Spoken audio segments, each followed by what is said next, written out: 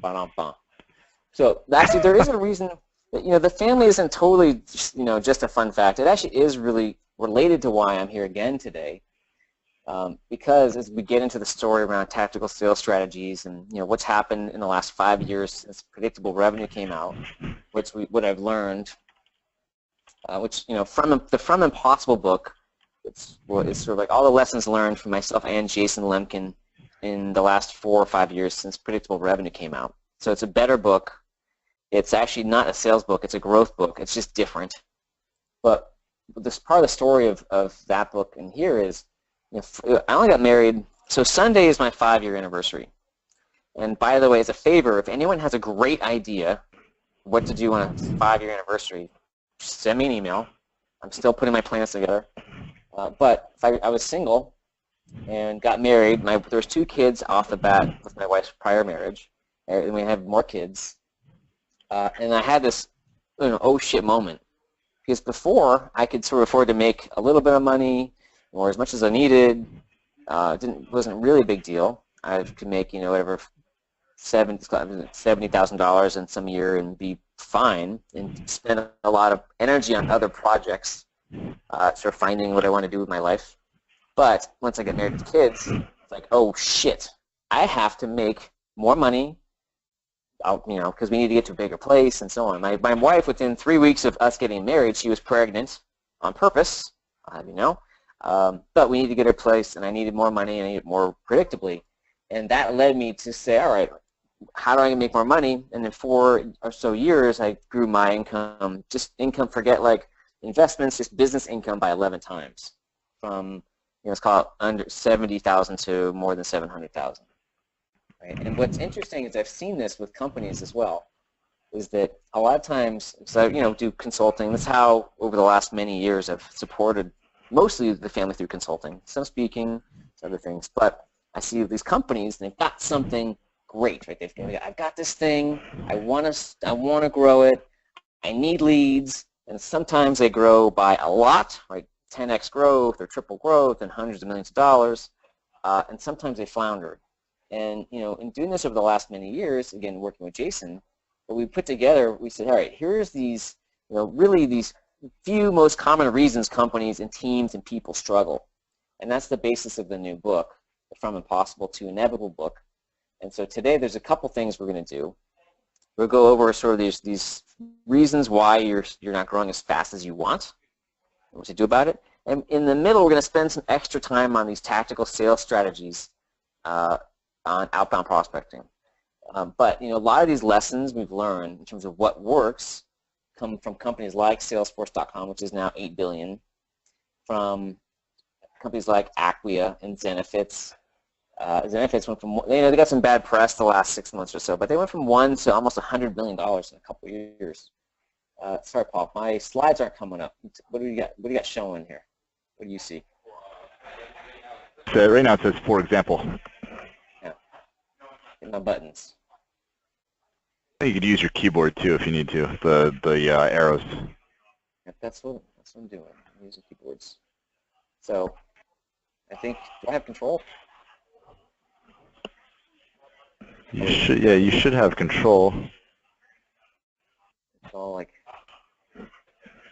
now it's just not working. Can you forward it? Bear with us, people. Yeah, Sam's just motioning to me that something's stuck on her side. All right, here we go. Aha, there we go. Should be all right. Let's see if this works. Okay, let's try this one more time. Salesforce. There we go. Echo Sign. So this is what my co-author founded. Echo Sign sold to Adobe, but the Echo Sign division went from 0 to 144 million. Zenefits 1 to 100 million in a couple of years. Crazy growth. When you go through crazy growth, lots of things break. That's part of the price of crazy growth. Acquia, #1 fastest growing company a year or two ago. Don't remember exactly. So these are all either companies we've worked at, you know, founded, consulted with, etc. Some of this, again, looking at these companies, what happens here versus companies where people struggle. And there's these 7 painful truths that we lay the book out, these 7 sections. And the first painful truth is called, you're not ready to grow. Right? For a lot of companies that want to grow, You're not ready to grow. That's why you're not growing the way you want. So a lot of these lessons, interesting, could be, again, teams, divisions, companies, even individuals. These same lessons apply in a lot of ways. So we say you're not ready to grow until you nail a niche. Right? That's this first part of the new book. And I think that if all the lead generation, now a lot of people on the call, the companies you call it nailed the niche. So it's not, may not be so much the company per se, but if you launch a new product, launch in a new market, launch a new type of lead generation program, the ideas are the same. So you may say, hey, our core business is going great, but we did this outbound prospecting project, or we did this webinar project, or we're trying to get into Europe and we're struggling. Okay, same idea. Nail a niche is something you keep doing anytime something changes. But it's essentially the main, there's different issues. The main problem is when you've got, it's called organic growth, right? This is from the first book, but you've got this organic growth in the yellow where you've got this growing business for whatever reason. Sometimes it's all word of mouth. Sometimes it's based on relationships. Sometimes it's you've got a customer base and you're depending mostly on word of mouth or organic growth. Then you start to do a new program. You want to grow faster, get into a new market, new product, new type of lead generation. That's when you hit the hot coals. Doesn't work the way you want, and trying to nail a niche is what's required in the first, number one, to get to a place where you're able to grow faster, where you're in a position to be able to grow faster. So let's talk about why people struggle in the first place. So again, most common problem, I don't know how common it'll be here in the call with these guys, but again, the principles are the same, is a company that say it's 5 or 10 million in revenue, most of the businesses come through word of mouth, through happy customers, or relationship-based channels or press, where you've got on the right side, you're marketing to and selling to people where there's some sense of a starting point of prior trust. And that kind of sale, it's almost like going to your friend and say, hey friend, would you spend an hour with me to give me feedback on this presentation? And they're going to say, yeah. Versus on the left side, the no trust, this is the arc of attention. It's this difference between people where there's some sort of prior relationship with you or this brand versus when there's no prior relationship. And on the no trust side, they're not going to go to someone outside of Whole Foods, hey, will you listen to me? And they're not going to listen to you for 1 second. So this is the difference between someone taking a phone call because they've heard of your company versus you send a cold email to someone who's never heard of you and they won't even give you 1 second, 0.3 seconds. And the problem is that people think, oh, okay, we've gotten to 10 million off of, call it like mostly relationships and word of mouth, and we're heavily depending on it, as you should. It's the best place to get started. But the relationships and brands can become a crutch. And then you say, all right, let's do some, again, outbound prospecting or get into a new market. And then you're reaching out, whether it's through marketing, to generate leads or to close them with people who don't know you from before. And you think, oh, it's like moving from, hey, Manhattan to the Bronx. Like, it's not shouldn't be that big a deal. But in the reality, it's like moving from Manhattan to China. People vastly underestimate how hard it is, like the gap, like, going from people where there's something before there to when there's no relationship. That's this trust gap that's so hard. This is why people struggle. And so, for example, if you have a services-based company, in general, what has made you successful is this fact that you could say, hey, like, Bob, you have a meeting. Hey, tell me about your problem. Like, what's going on with the business? What's going on with this department? And I'll say, yeah, I got this, I got that, I got, people, these problems. You can have a conversation for 20 minutes or 40 minutes or an hour. And at the end of it, you can say, oh, great, I know what your problems are. Here is a solution I can propose. Right? And the problem with this is it's the opposite of a growth mindset. Now, I'm not talking, at some point in every sale, you probably have some conversation like that. But I'm talking about the very beginning when you meet somebody and you can afford to hear about all their problems and propose something. The problem is a growth mindset is the opposite of this. A growth mindset is not, tell me all your problems and I'll propose something that can help, but do you have this one problem that we do solve really, really well? If you have it, great, let's talk. If you don't have it, let's move on. And that cultural shift is really hard for companies to make. In other words, what's made you successful so far is going to hold you back from being able to grow faster. This is part of, I said, what does it take to nail your niche? And the easiest place, I think, for people to start is to realize that this idea of it, when we talk about niche, or in Canada they say niche, a lot of our teams in Canada, but it's not about thinking small. It's not about, oh, I'm going to play small. all right, we're gonna try to keep it simple. It's not that. It's how you can have a big vision, but be focused. So it's not about small. It's about being focused. See if this, there we go. There's the focus. Doing fewer things really, really well, where you can stand out from the crowd and be more targeted, more of an expert. It makes it much easier to target and focus and communicate to people when you're not trying to cover too many bases. So another way to say this is you want to be a big fish in a small pond, and it's a lot easier to make the pond smaller than the fish bigger. Now, you can make the fish big, you can change the product, you can change the business, but it takes a lot longer than just sort of retargeting the kinds of people you go after, how you talk to them, and how you set expectations. It's an easy place to start in the short term. All right, hitting the buttons. There we go. If we go back to some of the most successful companies in the world, like Amazon, Facebook, Zappos, which of course was bought by Amazon, Salesforce, others, they all had sort of very specific niches or niches where they started. They had big visions. Mark Benioff always thought about conquering the world of software, but started in a place where they could really do great work and stand out from the crowd. Right? It's the same principle. Again, whether you're a company, a team, or an individual. So one of the ideas I think is going to be the most helpful to do this is think about, all right, for all the customers and markets and places you focus on, yes, you can serve lots of types of people, but how do you discern the differences between when you're a nice to have and when you're a need to have? So it's not about you as a company are a nice to have, or you as a company are a need to have. Okay, for this type of situation, this type of customer, this type of this type of sales cycle, we're nice to have, we're not a priority, and versus sort of flags or indicators or knowledge about when you are a need to have. Because if you're a nice to have, right, and you're a nice to have generally when people will take the demo, their first meeting, like, hey, that's cool, I like this, and they don't call you back. That means you're a nice to have. Now, if you're a need to have, people will, they'll drive it because they need this. It takes a lot more time, energy, commitment than you realize to not only evaluate, but purchase and buy and implement something. And if it's not a need to have, it just will fall off the top of the list. Other stuff will take precedence. And that's why, it's like it takes discipline to really identify and say, look, you know what, we're nice to have in these situations. We're just probably not going to win them, so we should avoid them. It's hard for people. That fear of missing out makes it hard for people to do that. But it's really easy to waste a ton of time talking to the wrong people, marketing to the wrong people. And so when you start to, and you can get, we have these niche exercises you can do in the book. You can get a free chapter from impossible.com that has these as well. When you sort of lay out, here's our segments, here's our buyers, and these criteria for evaluating how to, which ones are the most likely to succeed, not.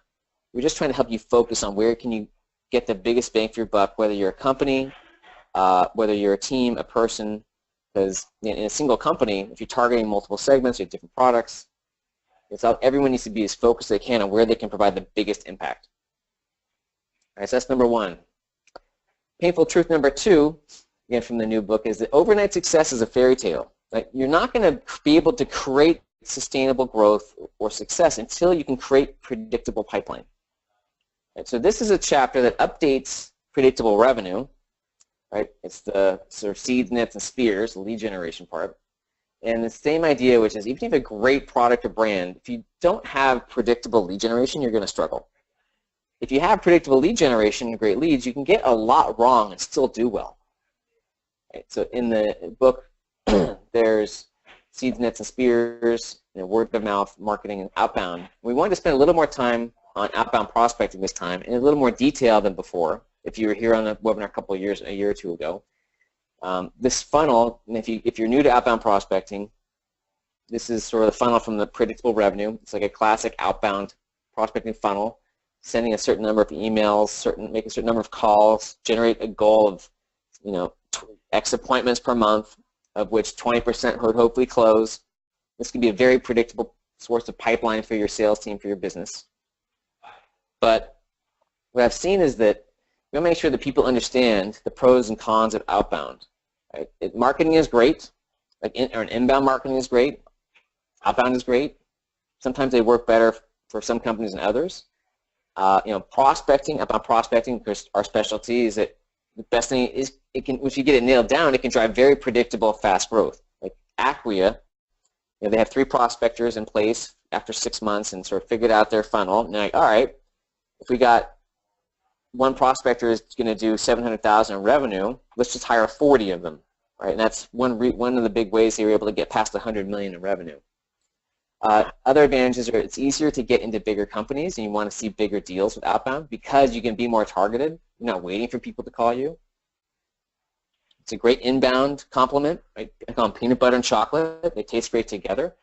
People who are like, it's all inbound, outbound sucks, are missing the boat on an opportunity. And likewise, a lot of people in sales who think marketing is a waste, they're missing the boat too. The problem is it's not for everybody. Depending on the type of business, lots of services business is harder. If what you sell is a little more vague, if you haven't nailed a niche, as we call it, if you have just really lots of small deal sizes, if you don't have a segment of customer that's probably at least worth $10,000 to $20,000.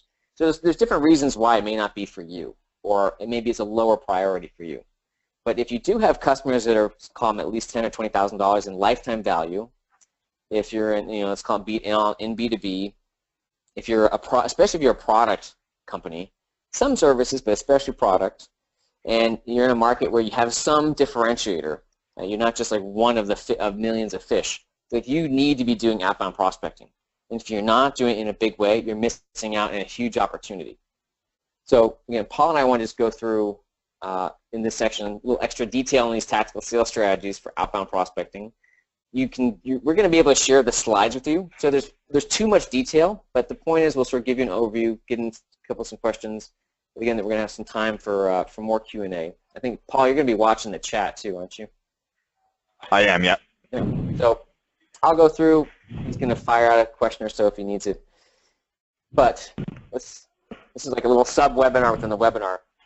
And I look at outbound prospecting, and there's lots of benchmarks, but like anything else in the world, there's nothing that's like a hard and fast rule. But when I look at companies, and if it's I'll call it a SaaS company, I would expect them, want them to see, all right, if you're looking at how much money should you make with prospecting, let's assume each prospector is going to add 2 customers per month, right? And there's ramp times and sales, but if we net it out, if you have 10 prospectors all fully ramped next year, let's call it, and they're adding 2 customers per month, that's 240 customers next year.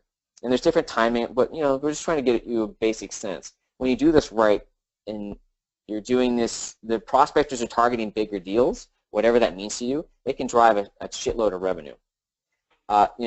In a more like short-term frame, when you're doing a new outbound prospecting project, I know some of you probably have it already, some might be new. When you're getting it started, and that's what we're going to talk about, is this is called like an overview of the first few months of a prospecting team. We should always be looking for fast results because it might take 12 months to see real, like recurring revenue from this. So, within a day, if you're starting a new project, from day 1, you want to see email responses, right? And within a couple months, you're starting to see your first, even 30 to 60 days, your first sales accepted leads, which means a salesperson closed or had an appointment, they requalified it, and they accepted it. If you're starting from scratch, usually we tell people expect it to take 4 to 6 months to get a team in place, that you're hiring people, and they've gotten the work process consistent so that they're generating 5 to 15 sales accepted leads per prospector per month. That 5 to 15 is a range. 5 is more like I'll call it like enterprisey, more complex. 15 sales accepted leads per month might be much more transactional, easy to sell, but it's sort of this range. But it's not 30 days, it's not 60 days. It's a few months.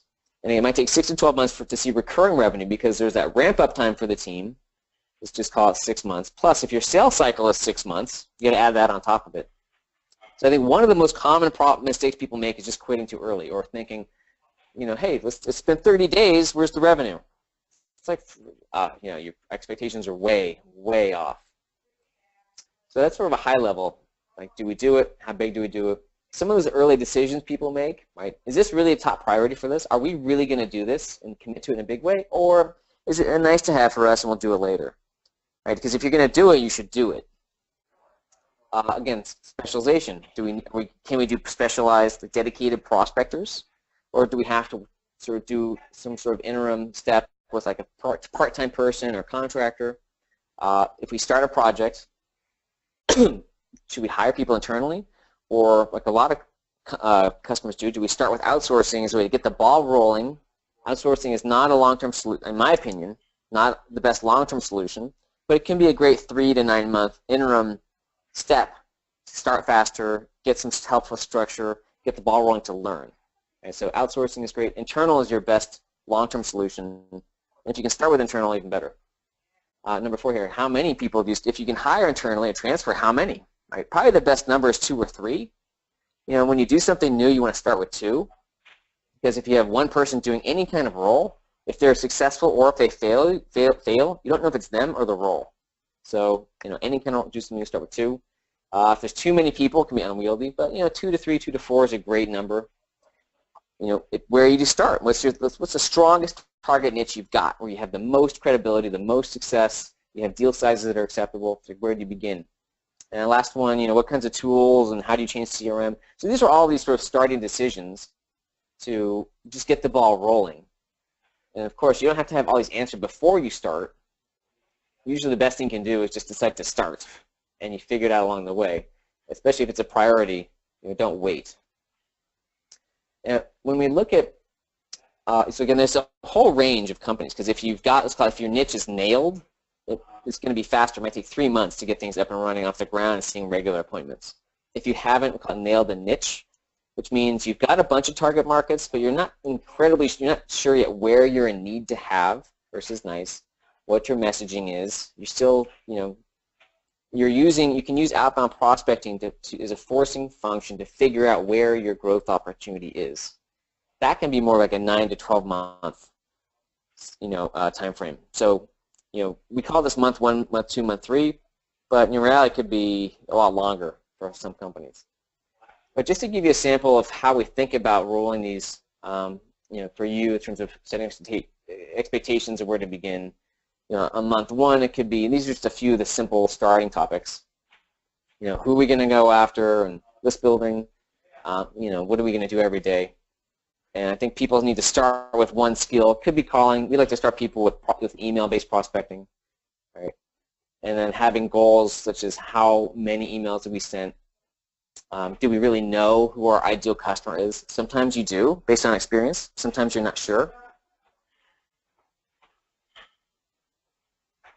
And you know, I like activity goals to get started, because if you're sending even, you know, hundreds of emails, you're just trying to get the ball rolling, right? And you know, let's send some emails. Let's get a target response rate. Do we have some tools in place? Do we have some first calls going? Right? We're just trying to get the engine started.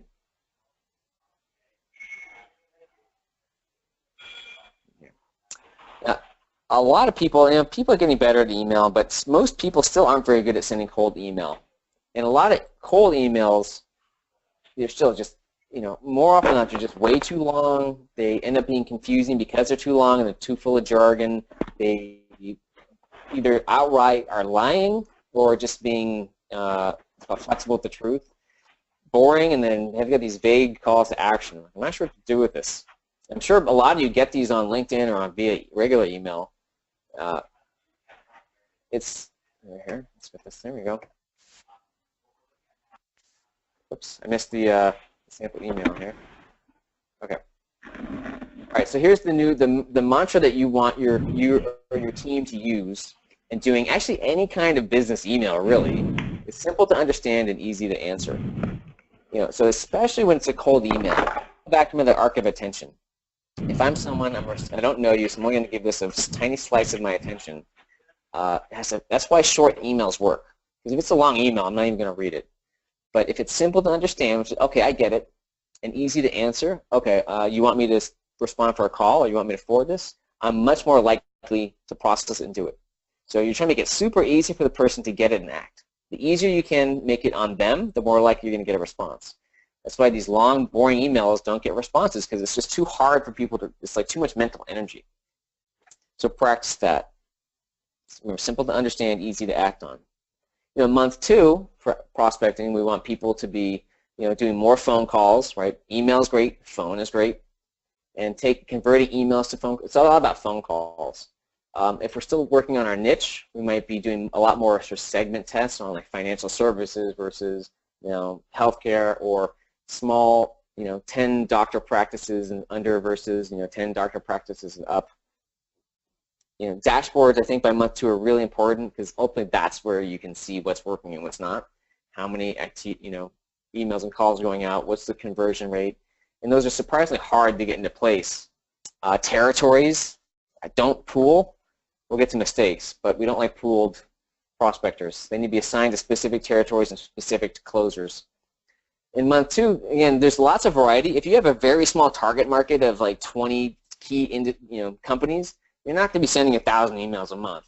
So again, this is more like a baseline, like a generalization for companies, where you're doing more email this month, you should be getting better email responses.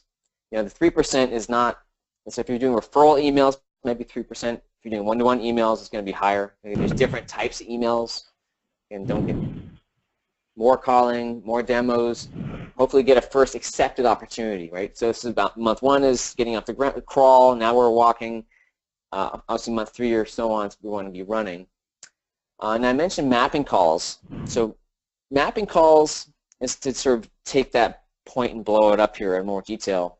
And you can get these slides, if I'm trying to write this down, but mapping calls are a great kind of cold call. Emails work lots of times they don't work, whether they're referral or one-to-one personal. Mapping calls are a fantastic way to take a company that may not be responding, to call into the company, you want to actually call hi, you want to ultimately talk to an executive assistant to the CEO or someone senior. They are great. We love gatekeepers. You don't want to get around them. You want to talk to them. Their job is to pick up the phone. Their job is to talk to people like you and to route you. So if you have this, really this feeling of being like a lost lamb, like, hey, Jane, I'm here. I'm just, they catch you at a bad time. Of course, yes, we always catch you at a bad time. I'm a bit lost. Can you help me out, please? I'm not sure who I should be talking to. Approach, and they'll ask, what do you do? Oh, well, we help with XYZ. Right? It's this. Think about if you're lost on the street and you asking a stranger in the street where a gas station is. It's the same type of call. If you have that tone, if you don't sound like a salesperson, they're going to help you. 80% of these calls, when you can get to a human, because voicemail mazes are a bit different story, but when you can get a human, 80% of the time you should get a positive result with these kinds of calls, which means not an appointment, but you've learned something useful since you got a referral, you've got contact information, you've learned some sort of qualifying information. So the nice thing about these is you can be much more successful with these. There's more steps to get the appointment. It's not like cold calling a list and you either like fail or you get the appointment, but these can be very successful and a great, this is like one of the top 3 techniques that every company should have in their tool set. Mapping calls, love these. It's another way, one final benefit of mapping calls, it's a great way to test your messaging, because if you're coming with emails, sure, great. When you do phone calls, when you're live talking to someone, you often come up with better ways to describe what you do to make it easier for them to understand, so that can help you improve what you write in your emails. So I mentioned 2 dashboards. You want to get some dashboards in place by month 2. Whatever your system is, Salesforce is still, as far as I know, like the best CRM or system for like specialized sales teams. I'm sure there's some others out there. I haven't really seen them. I don't know why. I'm only biased to Salesforce because it works. I've been out there for so long now. But month 3. There are a couple questions just before you go on related to phone calling versus email, what you consider to be the best cadence, what you feel to be the best first touch, second touch, third touch, and there's a lot of cadence and sequencing thoughts out there. What do you feel like is the best in your mind? Can I have a slide for that in like 3 slides. Yeah, totally. Okay. Yeah. Those are perfect. Those are one of the. I'm doing a webinar on Tuesday called, busting out 5 outbound myths debunked, and that's one of them. But yeah, okay, so let's hold that for 3 slides or 2 slides. Anyway, just to wrap up here, this is more of a sample. By the time we got into say month 3, and it's an accelerated plan if you're like a product company. we're really trying to start to tie like calling and emailing into more of someone's approach of, you've got these different tools in your tool set. Your job is not to make calls. Your job is not to send emails. Your job is to get appointments at these companies. So how can you use your sort of tool set of calls or emails or other tricks to get into these companies using multiple techniques or multiple points of entry? It could be going different divisions, calling customer service, calling sales, trying one-to-one emails, trying a mapping call, right? Get into the company. Too many prospectors get stuck to the script. If the script doesn't work, they don't know what to do. And by now, people should have some sort of organizational system. There should be more activity, more appointments, more of a sense of, is this working or not, and how well. So by month 3, this would be pretty accelerated. So again, do not use this to go back to the team like, wow, we're failing. We're trying to be more of a generalized sense of if everything went perfectly, which almost never happens. That's why I say 4 to 6 months, and especially if you have hiring times. But at some point after 4 to 6 months, let's just say here is you want to be getting probably 10 to 20 demos per prospector per month. A lot of that depends on the market and the niche and so on. So it's not, if you're not getting 20, it's okay. Some companies should be getting 20. Some should be getting fewer. 8. 5 to 15, and we use a baseline of like 8 sales accepted leads per prospector per month as a starting point. See how it goes. Again, if the deal sizes are big enough, 8 per month can be an incredible revenue driver. So it's easier to do more revenue with fewer, bigger, better deals than to try to just get more deals. And everyone has their rhythms established by now. All right, you're starting to see the results. You may not have closed anything, but you can see, okay, yep, it's coming. Pipeline, there's stuff getting in the pipeline. It's just a question of time. Right? And there's all kinds of things you will do to optimize. You never stop optimizing after the first few months once it's working, whether it's on more markets and new verticals. You're always getting smarter about who your ideal customers are. After 4 to 6 months, you might start seeing some problems with motivation, people getting bored. So what do you do about that? And so on. One of the biggest things is, again, depending on how well you've nailed your niche, is, okay, if you fill your pipeline in the first 3 or 4 months, but then what if nothing closes? It means you've nailed maybe the front end, but not the back end. Right? You need to go back and retarget and rethink, okay, where are you going to find, not only get appointments, but appointments with people who are going to buy, where we're in need to have, not just something cool. Now, I mentioned the cadence question. Okay, common mistakes. We'll get to the cadence one. It's a very common one. Most common mistakes, lots of mistakes. Making a prospector responsible for inbound leads. Ouch. Now, as long as it's probably like less than 10% of their day or time, all right. If it starts to get more than that, you got a problem. Right? If you have more than a couple hundred inbound leads a month, maybe even 100, couple hundred, you should have one person really dedicated to that. Another one is this idea, we're going to be outbound and we need these like big results either in 30 days or 60 days or even 90 days. But you didn't read the nail in its chapter from the new book and you haven't nailed your niche, and so you're basically getting 0 and you don't know why. You don't realize that might be just part of the journey, sometimes getting 0 for a while. Third one, hey, we have all this lead gen from my prior, marketing results, and you use all those sort of knowledge and metrics and expectations to set your goals for outbound, right? Totally different, apples and oranges, right? They're both fruit, but different. I mentioned we don't like to pool prospectors. If you have 4 prospectors, they should all be with dedicated tasks to specific salespeople who they work with on a regular basis with specific territories, whether they're geographic, by vertical, industry. You have to have a divide and conquer strategy, named accounts, whatever. Excuse me. One of the key things that makes this work is a prospector who has a great relationship with their salesperson or people. That's really important. Excuse me. Let me take a sip of water. Salespeople can do part-time prospecting, of course, and they should, right? But that salesperson should be helping mentor their prospector and just doing their own prospecting on like a top 5 or 10 strategic situations, partners or key accounts. If you can't do dedicated prospectors yet, and you have just salespeople, make sure the salespeople budget their time, right? They need like dedicated blocks of time, probably at least 90 minutes, certain days of the week, or like that's how you specialize. Is they will not be successful doing it 5 minutes here and there. All right, I'm going to the cadence. Do I have a cadence? Maybe I missed the cadence. Okay.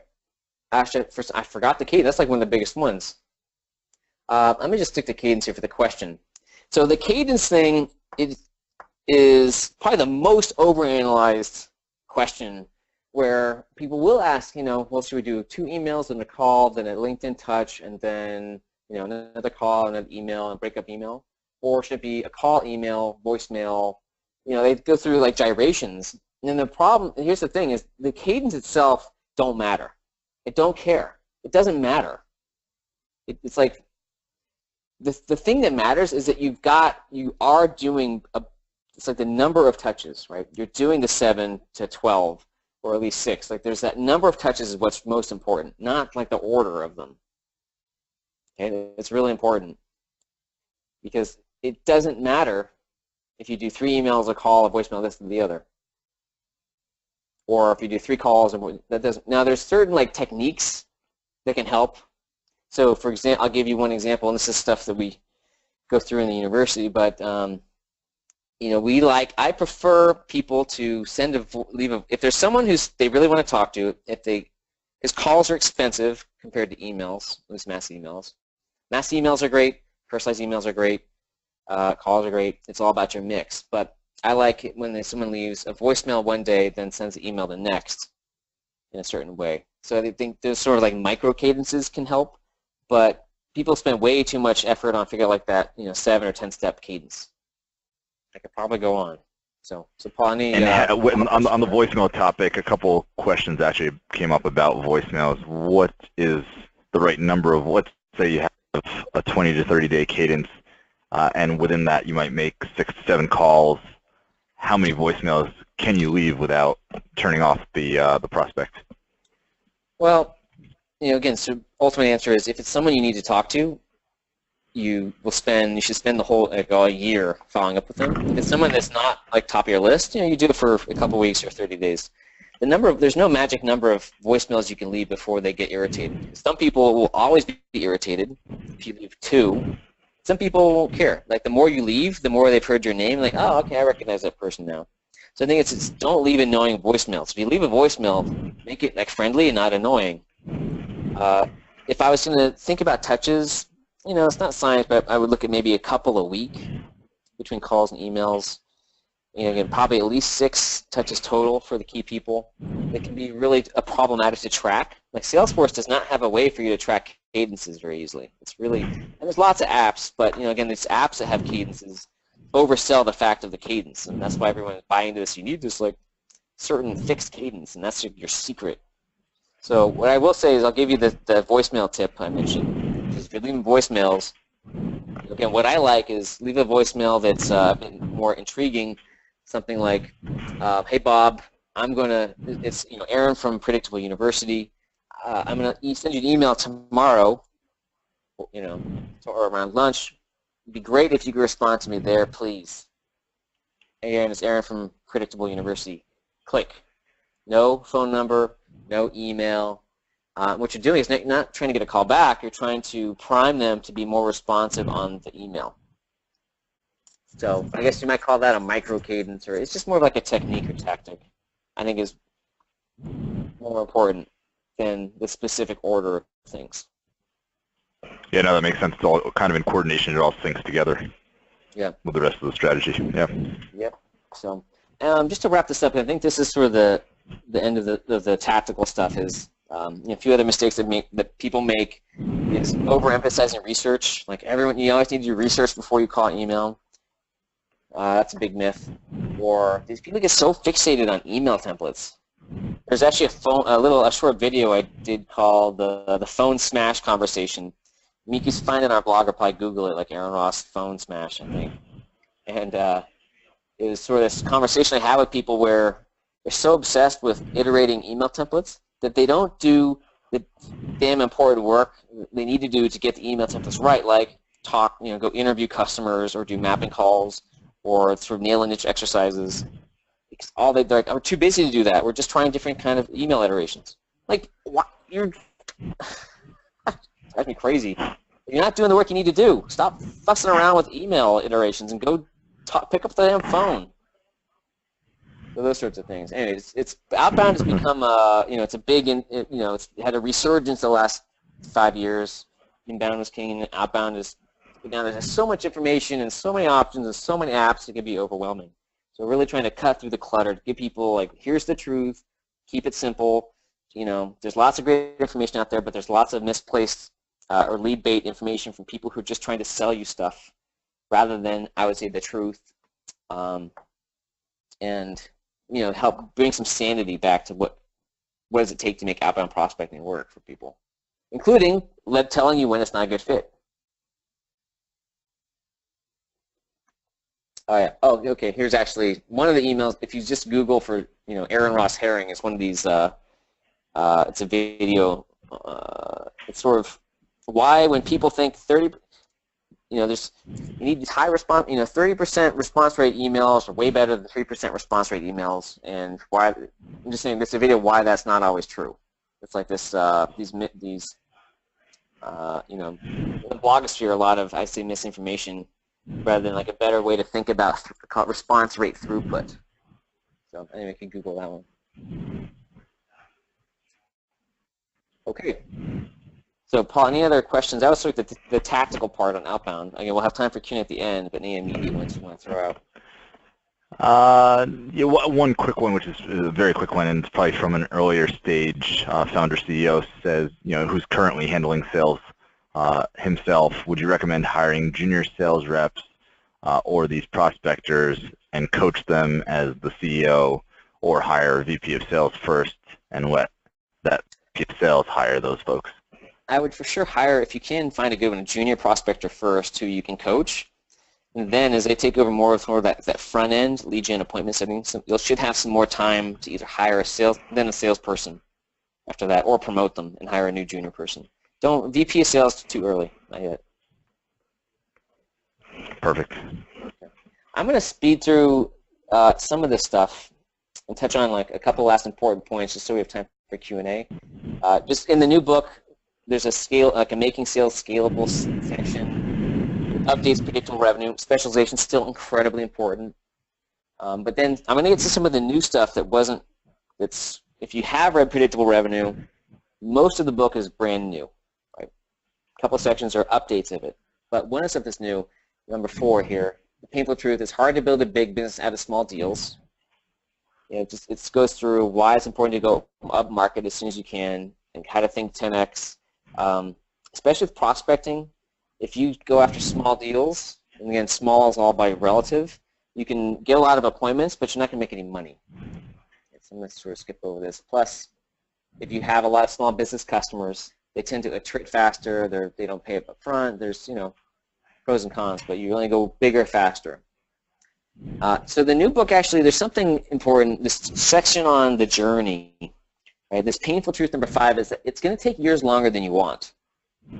And I hope this hits home for people, because whatever your big goal is with your career, your business, let's say you're an entrepreneur who started a company. It's probably more like 7 to 10 years to get to some sort of exit than 2 or 3. If you're a first-time entrepreneur, you see, oh, Instagram, did this, and you have all these wacky expectations. Like, I don't know, but probably 7 to 10 years. A fair, or like a significant career leap. It takes a lot longer than you think. Whole section on that. Plus there's things like divorce, debt, all kinds of, there's just life happens. So that's part 5. Now there's these last couple sections I'm going to spend a little more time on,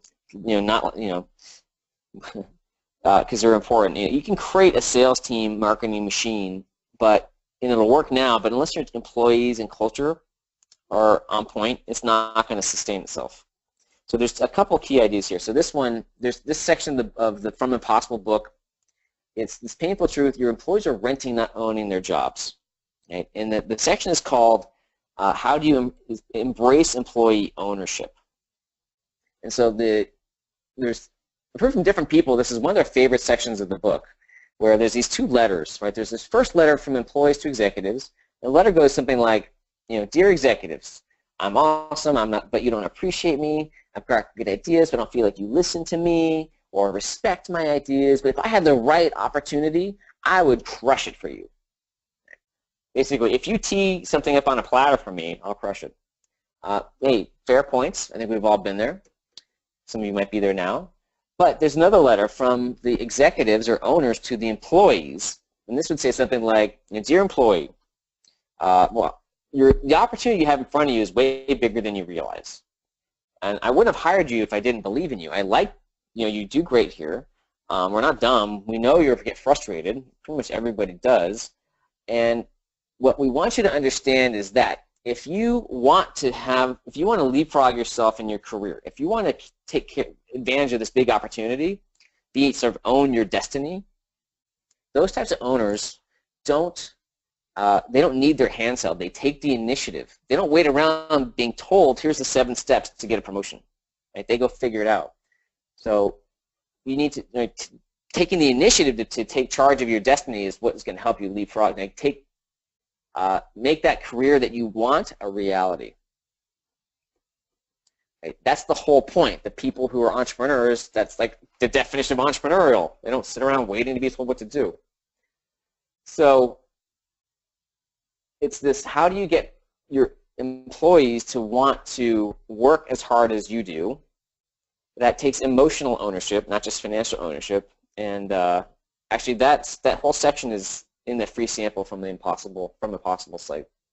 And this last bit is for employees, right? There's this chapter for the executives and owners, number 6. The 7th part is for employees. For the same employees, it's this idea, this is the hard truths you want your employees to hear. Right? And one of them is that the employees tend to let frustration stop you rather than motivate you. And I think this comes with more experience. Understanding that if you want to make a lot of money or advance your career or make some big difference, it doesn't come from trying to take it easy on the kiddie ride. Right? The big rewards come with big risks. So as much as you might want an easy job or free. So part of this is, how do you get people to learn how to embrace frustration? Because that's part of growing. It's a natural part of taking big leaps. I mean, I'm speaking from personal experience. I get frustrated every day in work and family. But the good news, it's always new frustrations. What you don't want are the same frustrations over and over again. Right? So if there's some frustration, aka a problem, are you resisting it, avoiding it, or are you embracing it as a way to to solve it? And something that's really resonated with, especially entrepreneurs and leaders, is this sort of 4 types of employees. And the one thing I'll point out is that on the right side, in the top right, you've got mini CEOs or aspiring entrepreneurs, right? Entrepreneurs in spirit, whether or not in title. And on the bottom right, you've got complainers. And both are always frustrated. One does something about it, and one doesn't. Complainers just talk. Many CEOs act. So you're not, that's why you're always frustrated, by the way. There's a reason for it. That's what's driving you to success. And so you want to get people to practice acting, not just complaining. So this exercise is a sample where, employee, like, what's frustrating, vent about the worst parts, great, and then flip it around. How can this be an opportunity? List some cons, some pros, some opportunities about this. And then take a step. So for example, if someone's really frustrated with their manager, what's the worst part about it? Make a list, like blah, blah, blah, I hate this guy. And then, okay, maybe this is the opportunity to finally have the motivation to take that leadership course or communication course or do that thing that will help you be able to communicate or work with them better. What are some advantages, right? That's an example. And do something today, even if it's tiny. All right. Thank you very much. We should have a little bit of time for Q&A. Here's how you can find me. Also, email is aaron@predictablerevenue.com, but I'm pretty Googleable. And Paul, turn it over to you. Do we have some more questions? Yeah, absolutely. So one question. Go ahead. Sorry? No, or maybe you do. Or question or comment. No, this is from the audience. Does an outbound engine like the one you described worry that they'll soon run out of new prospects to target? How do you make sure you don't run out of prospects, and when do you know to go less niche and cast a wider net? Yeah. Well, there's this question around the business. There's the business question, which is, what's our addressable market? If our total addressable market is too small, maybe there's just one company or one city. It's pretty rarely that it's too small. It's more often that it's bigger than you realize. Because if you have, let's say you had 10 enterprise companies was your total addressable market, or if you're some kinds of security, there's some companies where maybe there's just like 20 or 50 companies in the world are your total market. But if those are big companies, they might have 10 to 20 divisions each. So I think it's really more of a company question. And what I would start with is for whatever that market is, like as a outbound program, like talk to that entire market first, or at least 80% of it, because you never talk to 100%. Like really dig into that market, those first markets, and triple down on them before you say, all right, you know what, we've tapped this out, let's move on and figure out how to expand what we're targeting. Yeah, that makes sense. And then there's the sort of dip the surface. There's more often people skim the surface and they don't like dig deep enough before they sort of quit and move on. There's actually a related question that, I think early niches that you could carve out for yourself. The question is, what's the risk of going after the best prospects with your initial 1 or 2 or 3 prospectors or SDRs outbound, and then the risk of not having the strategy nailed down and kind of fumbling with some of your best prospects? Yeah, I think it's a fair question. If you can, it would be better to practice on like a secondary targets, especially if you have newer people. I think it's more of a question if you have newer people who are still learning the target markets in your systems in your company. So in a sense, yes, I think you should practice, get your systems down when you can afford to. Sometimes you can't wait on sort of secondary targets, but people also vastly overthink or overestimate how impactful their emails are. Just if, like I said, they're sending emails, there's a lot of prospectors or salespeople have already sent 3 emails, I haven't heard back. It's more likely they didn't even see the email than it is that they saw it and they've forgotten it. Then they're like keeping a list of, oh, Tom has emailed me 3 times already. If he emails me again, I'm never, ever working with him or his entire company ever again. So there's sort of like that fear in the back of your mind, but it's overblown. You have to assume, don't be afraid to follow up on your follow-ups. So in other words, like do some testing on the secondary market, but then once you're doing it, just be better to ask forgiveness and permission. That makes a lot of sense. And then another semi-related question is, especially when you're going outbound to these, really highly curated, targeted prospects, how many different decision makers or influencers within that organization is acceptable to be going after, or is there no limit? Okay, it's a good question here. Let's say that account-based sales development, account-based prospecting means there's a target you want to go after. Let's say it's WPP. And you're like, well, you know what, there's WPP, the parent, plus like 100 divisions. So which ones are worth going after? Some might be differently operated, some not. So it's understanding that at an account level first, and if it's at one place, let's say headquarters, or one operating division where there's like a single team, you do want to go after multiple people. You want to talk to multiple people. So the bigger the company is, the more people you have to talk to triage the truth of the situation. And so the answer is you need to talk to as many people as you need to talk to in order to get clear on what's happening there. Usually that's more than one person, in bigger companies for sure. And so there might be one decision maker, but 5 to 10 influencers of different types. Again, if you have, especially the more highly curated your target market is, the more people that you want to talk to live, not just research, not just email, but get on the phone with. Each one's going to have a bit of a different story. And so you might, at Bank of America, you might talk to 10 different people and to sort of piece together what's going on there. And part of the trail of breadcrumbs of getting from one person to the next to find out who the influencers are, to map it out. And so again, usually people don't talk to enough influencers or decision makers at a company. Usually they talk to one or get one negative email and they move on. Oh, they said no, move on. The janitor said no, moving on. They said no. Not determined enough. So it sounds like any risk that people think might exist from emailing two people sitting next to each other is just kind of a myth in their own mind. Oh yeah, Yeah. way more likely. You know, especially if you send annoying emails. Like I say, you're not going to be annoying just by emailing and following up. You can be annoying by sending annoying, by being annoying. And you know, look, more likely there. If you send, yeah, I've had clients who did not listen to advice. They'll email 20 people in the same account the same day. Like, don't do that. And sometimes it works, and people say, "Oh, I got multiple emails." And sometimes it doesn't work when they get pissed off. So, yeah, in general, it's overblown the idea that if you email two people work together, they're going to like go compare all their notes and somehow put the pieces together that you're targeting multiple people.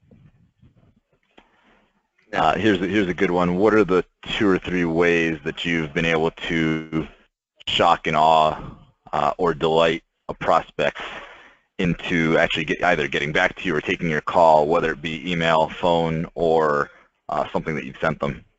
Yeah. Great question. You know, I think humor always works. So that's probably, for me, the one thing around if you can be funny. So there's been funny templates that now aren't so funny because they've been around, but if you've ever gotten these templates like, I mean, they started off in Salesforce 10, 15 years ago, like, hey, you know, Bob, you haven't responded to me. Is that because of, ABC, like you bought something from someone else, or you ignored me, or C, you're trapped under a rock and you can't call me back? So it's C, email. It's like these funny emails where there's been lots of GIFs. It's very get overdone. So I think humor is always the best if you can do it. If not, I haven't actually tried video as much as I would like. So I don't have a good answer. I think ultimately, the basics, the fundamentals of, knowing who your the best target customers are for outbound, right, and know why you're in need to have versus in other types.